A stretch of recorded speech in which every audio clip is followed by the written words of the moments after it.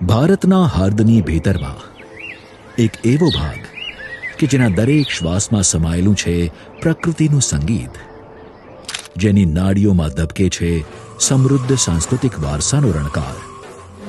પ્રકૃતિના રંગોત્સવ ગેરના મેળામાં આપનું સ્વાગત છે.